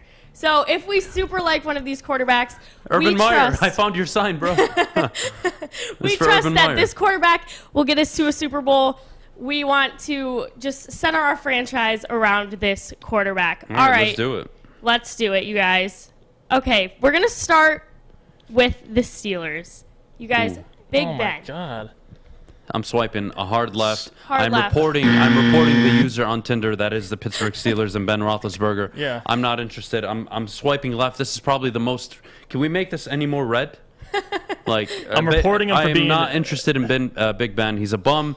He's been a bum now for 3 years. It's done. He's past his prime. He was a very good to great quarterback his first 10, 12 years in the league. He's been on the decline. The Steelers have failed to address his replacement, and they're going to suffer for that this year. I hope he retires at the end of the year. The guy offers nothing to this football team. Yeah, no. I agree with everything you said. If Ben Roethlisberger's on Tinder, he's overstaying his welcome. All right, just like he is on the Pittsburgh Steelers. Get out if you're in retire. I'm blocking the user. You're blocking him. Reporting him for being. I'm not even hitting them up with a DM. Is there a creep option for reporting? Just, yep. Yeah. I'm sure you catfish it. You catfish. You report it for catfishing. Yep. Okay, well, we'll go with his potential Dwayne Haskins. Oh, my Lord. Pass. Ooh, another pass. Pass. Okay. No, Dwayne Haskins. I'm kind of in the middle on this one. Character issues. I'm not a fan of Dwayne Haskins. I can't. Either. You know what? I don't even want to talk about Dwayne Haskins. Just this. Swipe left. We're going left. Swipe left. You know when you're on Tinder and you're just like, yeah, what you're like, what she is, could why are be you hot. even on She's here? Not showing me enough. Yeah, like you just see somebody, you're like, why are you even on here? And you just swipe it. That's Dwayne Haskins. Okay. All right, coming up next, we've got the 49ers. Jimmy G. I'm going left. Give me this. Ooh, Adam's swiping right. Listen, Jimmy G still has something to offer in the NFL. That's what you want. Look, he still has something to offer. You can't just give up on Jimmy G. I think what the Niners are doing right now is perfect. They have the young quarterback behind waiting. Jimmy Garoppolo has played good football this year. He's played good football.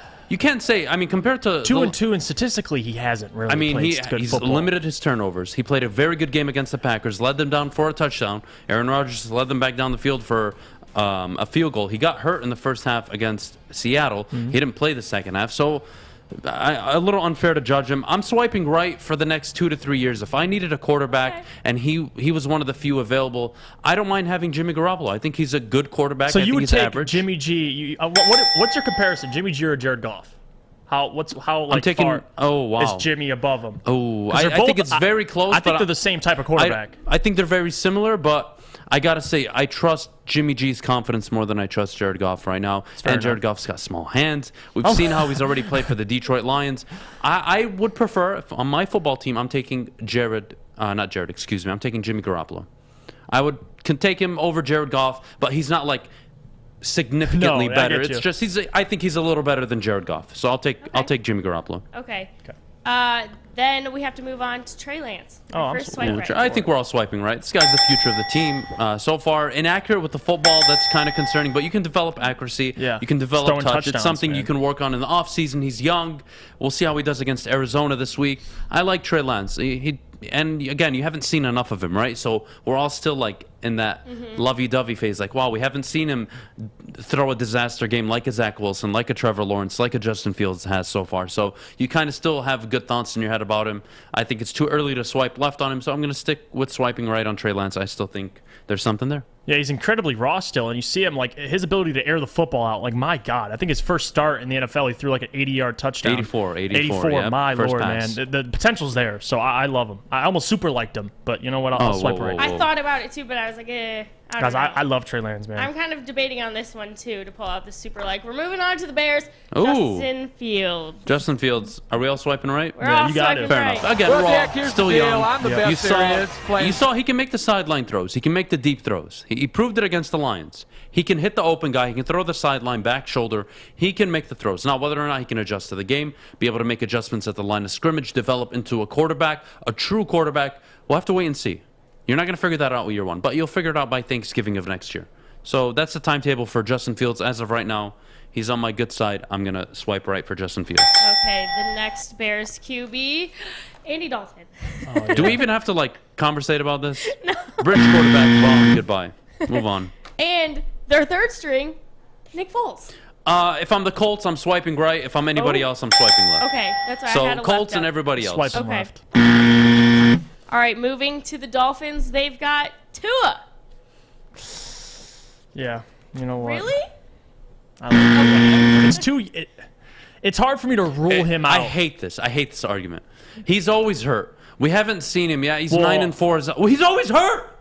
Yeah. Well, Jimmy G's My always quarterback hurt. is the most important position. Yeah.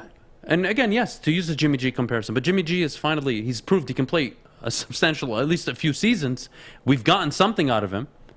I haven't gotten anything out of Tua yet. Came in hurt, got hurt late, got hurt early this year. Okay, health, I'm I can passing see it. your To be point. honest, but talent, I think he's talent. No, I don't see the talent. I don't see the talent long term either. He could play the 16, 20 games, and I think you will start to see he's not the guy.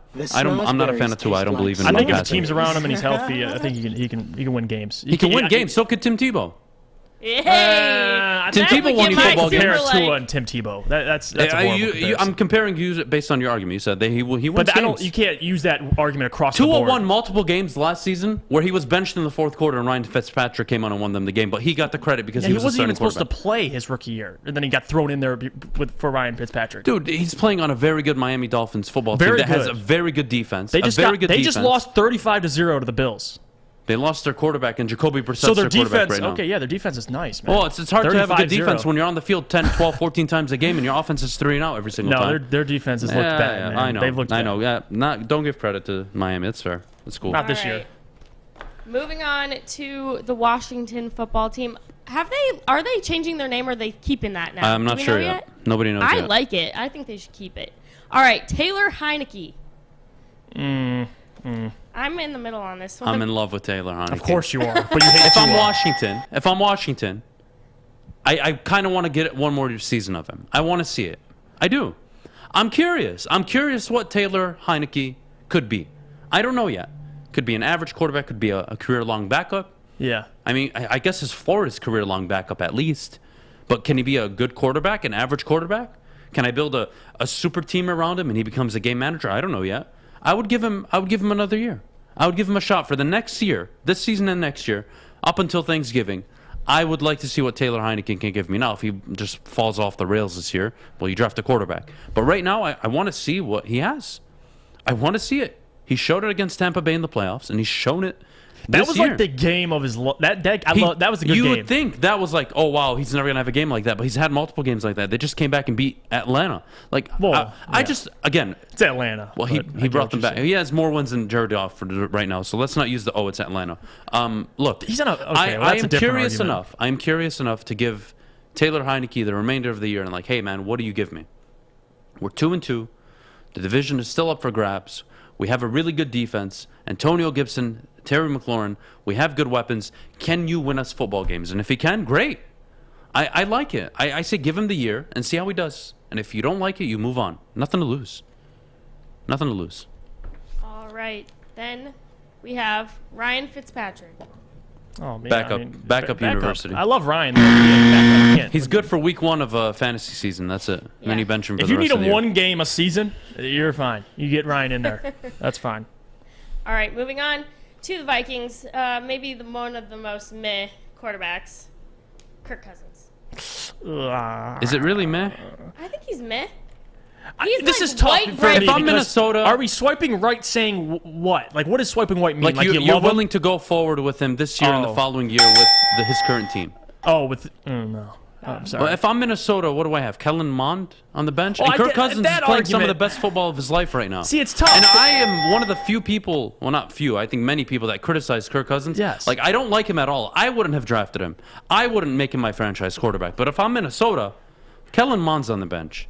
I'm sticking with Kirk Cousins. And I get that. You know what I mean? I'm not starting Kellen Mond, but yeah, just my opinion of Kirk. Kirk Cousins can be a starting quarterback on an average bad football team. Okay, yeah. He's not your franchise quarterback that's going to take you to the promised land. But if I'm Minnesota, I feel you. I don't have options. I'm sticking with Kirk Cousins. And he's playing well, so what are you doing? Why exactly. You're not benching him. I feel you. Go ahead, Kennedy. All right, we're going to go to the Saints. Jameis Winston. Ooh. Oh. Sorry, Jameis. This is tough. You know what? Jameis, you're a great story, man. Yeah. But you're not it, bud. You're a backup quarterback at best. And it's almost like you'll get a good game out of Jameis, and the next game he just goes back to his He's just not a starting quarterback. He's not tough. a franchise quarterback. He can start a few games for you and win if everything's scripted and it goes right. But Jameis Winston, for me, a hard pass. Like I've seen enough of him. If this was his second year in the league, third year in the league, I would swipe right and say, okay, I got to give this guy some time. He's finally the starter. Let's see what he has. But I've seen him as a starter with a Tampa Bay roster that went 7-9, and then won a Super Bowl the following year when he left. I'm passing on Jameis Winston. Sorry, bud. All right, moving on. Taysom Hill. Any thoughts? This is the most disaster swipe left. Yeah, so the minute you let him throw a football, you've already lost the football. I said you report Big Ben, you report Taysom Hill. He's a running back. He's Derrick Henry, except he's white, and he's not as athletic, and he's not as fast, and he's not as strong. But and Ben Roethlisberger and Taysom Hill, about the same in throwing the ball. Yeah, so you know what? Taysom Hill just will be out of the league in a few years. Now.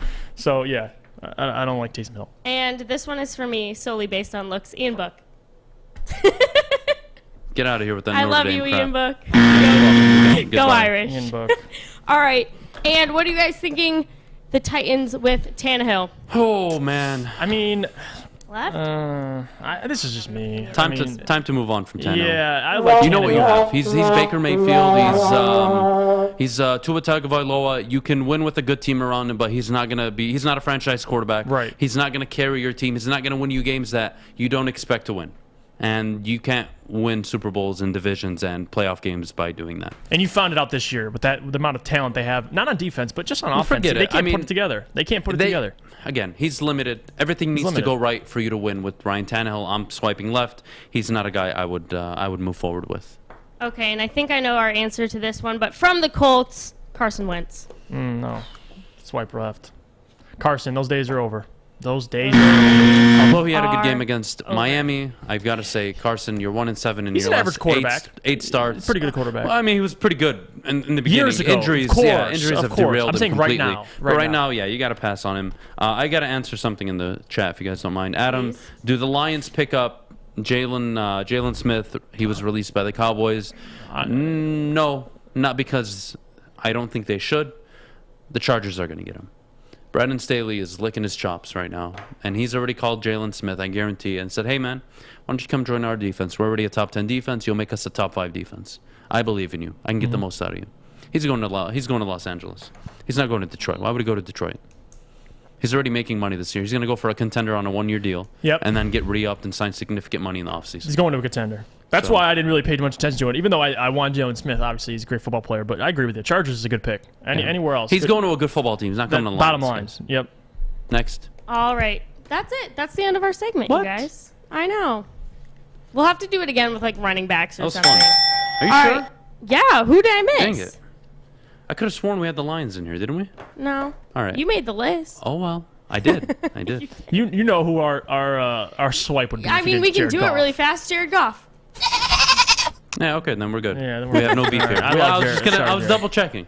Make sure you guys did your homework. Yeah. Okay. All right. Oh, you're right. The Lions is in here. It is on here. I don't want to say it. Yeah. No, it's okay. You can always call Take me us a out. break, Kennedy. Anyway, God you dang guys, it. that has been QB Ender. When we come back, we're talking about the O-line struggles for the Lions. You know, we've got 2 big players out. Well, we have more than that, but O-line.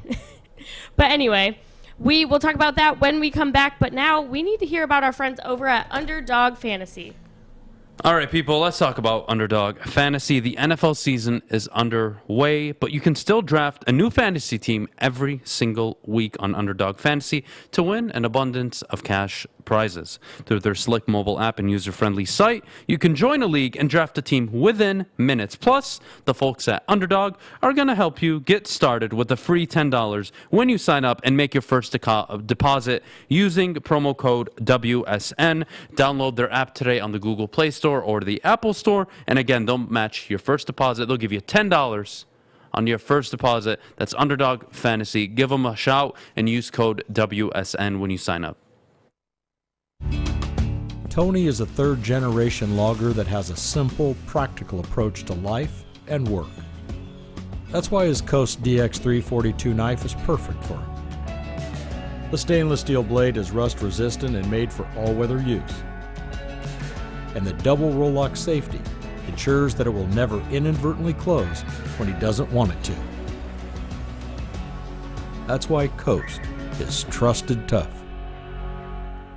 Welcome back, everyone. You're tuning into the Morning Woodward Show right here on the Woodward Sports Network. All right, you guys, we have to address these O-line struggles for the Lions.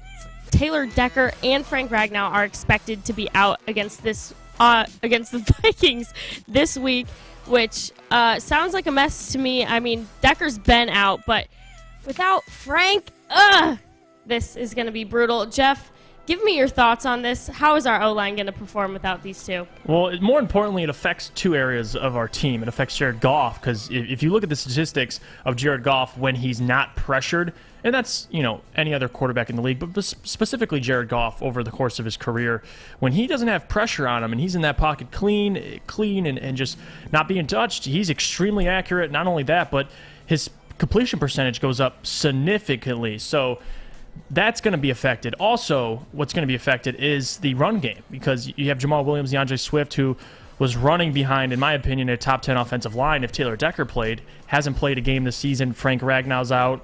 Penei Sewell's struggling a little bit at left tackle. It's a shaky offensive line as of late. I don't like Matt Nelson. I'm not a fan of Evan Brown, these backup centers. We just picked up a guy, backup center from the Houston Texans off the practice squad. But this offensive line, the unit as of now, it has me a little worried. Jared Goff, he's already attempting 30-plus passes a game. He just attempted 50 the other, 40 against the Chicago Bears. Now coming out, he's going to have an offensive line that's shaky. He's going to be under pressure a whole lot, and it might lead to his play decreasing even then. So this offensive line, man, it sucks because the injuries have prevented them from even playing a game together at once. We haven't seen Taylor Decker, Penei Sewell, all these guys in it at once. That's the depressing part. So you have an offensive line who essentially is keeping this offense upright, and they're hurt now. They lost their important piece, arguably, the center, Frank Ragnow. So they're going to struggle, and they got a tough couple game schedule ahead of them to really, try and get a win under their belt. But this offensive line, it does damage to any team, and especially the Lions, who, me and Adam go back and forth. The offensive line is definitely the strong suit of this team. As of late, not so much. injuries, Penei Sewell, just poor play overall. But yeah, they're going to struggle, man, and it's going to be a challenge to deal with. Hunter from the Vikings. You're going against all these teams that have good pass rushers, and they're going to have to be ready. Penei Sewell's going to have to be ready. Matt Nelson. It's going to be interesting. But yeah, it definitely hurts their team. It definitely does. Yeah, the Minnesota defense is ranked in the top 20 in both points allowed and yards allowed. So they look much better. The defense is healthy this year. DeAndre Hunter is finally back. This is going to be difficult, especially for Jared Goff. I mean, not having your center, that's problematic. We've already seen him have miscommunication with his center. What do we call it? The dick pic? The butt fumble? No, it was a dick pic. It hit him in the balls. And it fell into the Chicago Bears player's hands. That's exactly what it's called. What the hell's so funny? It sounds dumbass. That's the truth. That's what it was, and it was miscommunication. He wasn't ready for the snap. I mean, what are you supposed to do there? Listen, they're going to struggle against Minnesota. They're going to really need to be able to get up early. They really need to get up early and be able to run the ball on Minnesota for them to have a chance this week. It's going to be difficult, especially if Ragnow's out.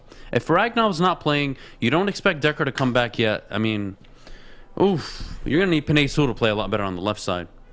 He's got to play bad. He's got to play better. He's had a rough 2-week stretch. First 2 weeks, phenomenal. Last 2 weeks, especially against Chicago. Chicago was really bad. Against Baltimore, wasn't awful. He made some penalty mistakes, but he wasn't, giving up as many pressures as he did against Chicago. Against Chicago, he gave up 7 quarterback pressures, 2 sacks.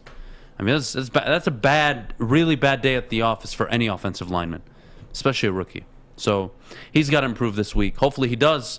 Again, that's what you're looking for this year from individual players on the Detroit Lions.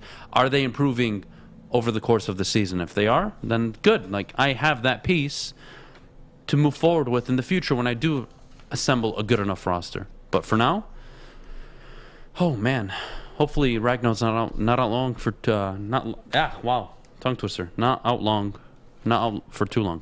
Wow, Jeff, kill me right now. That was awful. Seriously, I don't know why I couldn't get that out. Regardless, it's gonna be a tough few weeks for the Detroit Lions. I mean, especially if they're going to miss the next 2 games, that's problematic.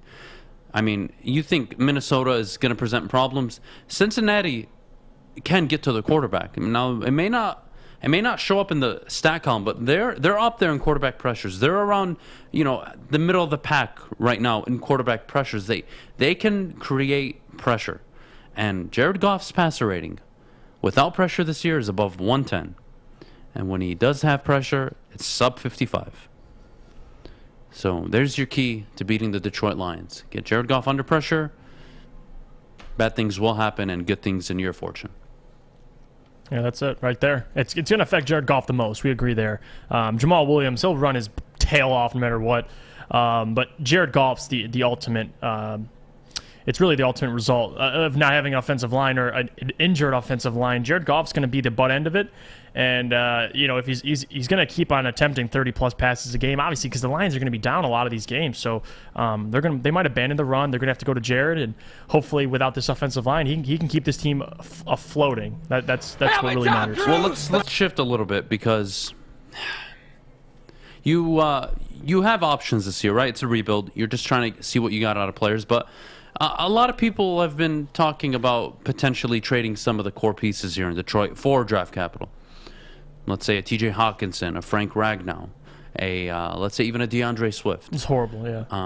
Of the 3, which one would you be most willing to trade? You said Frank Ragnow. Between Ragnow, Hawkinson, and DeAndre Swift. None of the above. Okay, well, I'm asking I'll you, trade which Trey of the Flowers 3? If of the 3? Of the 3, right now, would you trade? If you had to. DeAndre Swift. Okay, good. We agree. That's a good pick. You can replace a running back. Yeah, easier to replace a running back. Yeah. You have a really good center, and you have a great tight end. Because you could say for sure Ragnow top 3 at his position. Yeah, you could same with Hawkinson. Right now, you can say he's not right now. I mean, he's had a bad 2-week stretch, but he's top 5. Yeah. Top 5 is fair. So you have that. DeAndre Swift, injury history. Not sure what you're getting. You're not using him enough. We don't know everything yet. Yeah. So I wouldn't mind it, but to point out just the Lions in general, Frank Ragnow becomes the 12th player to be put on injured reserve this year. Now you can say, Adam, well, what if we were healthy? Don't you think we'd be 2-2? 3-1 maybe? Honestly, no. And even if the players are healthy, that changes your game plan and the opposing team's game plan. So maybe the game doesn't play out the way it does. You're seeing it one-dimensional. You're seeing it as we would have been in a one-score game against Baltimore. We would have been up at halftime against Green Bay. And like none of that would have happened. It all would have been changed had your team been healthy and their team been healthy, because it would just change how the game would have played out. It could have been worse. It could have been better. I don't know. It's too hypothetical for me. That I can't go into. I really can't. So I'm not going to be able to answer. I'm not going to be able to answer that question. People agree Swift is the easy answer.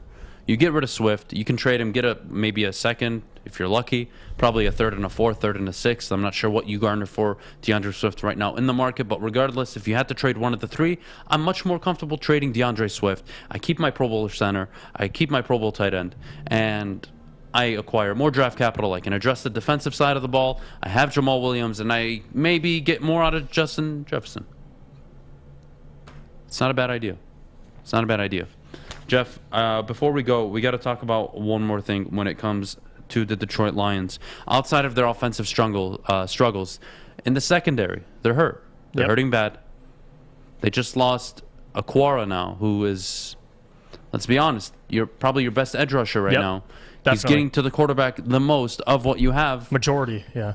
Nothing makes a good secondary than a better pass rush. Your secondary looks much better when you can rush the quarterback. Now, having said that, if you just look at it as it is, well, you're not going to be able to cover people downfield, and you're not sure how you're going to get a pass rush going. And if you decide to get a pass rush going, well, it will probably involve blitzes, which means you're leaving the middle of the field and the sidelines exposed given what you want to take away. Oof. It's problematic for Detroit. Like, this is actually really bad. Yeah. Like, it's going to be hard for them to overcome this. It really is. And if they find themselves in a position where they have an opportunity to win a football game, I really hope they decide to go out and win it instead of avoiding losing it. That would be ideal. But it's going to, over the next 4 weeks, I maybe see one win if they're fortunate enough. They can maybe steal one game. But you're Vikings away, Cincy at home. I talked about this the last 3 days now and last week. Team scenarios. Zach Taylor is walking into Detroit next week, either 3-2 and 4-1. And if he's 3-2, he can't afford to fall to 3-3 in the AFC East, or excuse me, the AFC North, and expect to make the wild card. Right. Losing a game to the Detroit Lions. You can't. So it's very problematic, these next few games. Then you have Los Angeles. You think in your right mind that Sean McVay isn't going to do everything in his power to make sure they drop a 50-piece on the Detroit Lions and that secondary? They're going to be able to stop Cooper Kupp, Robert Woods, Vance Jefferson, Deshaun Jackson. You really think so? It's problematic. It's very problematic for the Lions going forward. Too many injuries. It's very frustrating because you're really trying to see what you got in your young talent. But, man, winning helps the culture. It really does. And you need to be able to win games. And you don't want Thanksgiving to come around and you're sitting there with 9-10 losses. You don't. Look, man, culture is great. Rah, team unity. It's hard to build a team and make them, believe in you, believe in what you're coaching, preaching every day when it's not translating into results. Like, I can buy in the off season. I can buy in early on in the season, overcome adversity. But that's a difficult situation to be in. It's really tough for Dan Campbell and company right now. Too many injuries. I don't like it. Kennedy, we got to go to break. I don't like it either, but I do like our friends over at Levels. So please tell me about them. All right, guys. Levels, what more can I say? The premier cannabis dispensary in Centerline. Mention Woodward Sports, and they will give you an additional 10% off your order. But more importantly, download the Enjoy Levels app on the Google Play Store or the Apple Store, whichever device you prefer, and check out their awesome app. Very user-friendly. You can get tons of rewards and bonuses, all on the Enjoy Levels app. We'll see you after the break. Hi, I'm David Hall from Hall Financial. With historically low interest rates and 5-star service, you could pay your mortgage off faster without increasing your monthly payment. Get started now at 248-308-5000 or chat with us online. Call hallfirst.com. Make sure you download the Woodward Sports app in the App Store and the Google Play Store today. Take Woodward Sports with you wherever you go and listen live on your phone or mobile device. Welcome back, everyone. You're tuning into the Morning Woodward Show right here on the Woodward Sports Network. All right, so a little bit of an interesting move happening last night. So the Rockets swung a trade with the Brooklyn Nets for forward Sekou Doumbouya and for a 2024 second-round pick in exchange for $110,000. But then, immediately following this trade, the Rockets waived him. So basically, they bought a second-round pick for $110,000. Did I get that right, Jeff? Okay, what are your thoughts on this whole trade deal? Defend your guy. I'm not defend my guy. I think we both agreed when we talked about Sekou that he never lived up to his potential. And I said going to the Brooklyn Nets, it's not going to help his case. He's on a team that he's not going to get any playing time, a team that is looking to play veterans.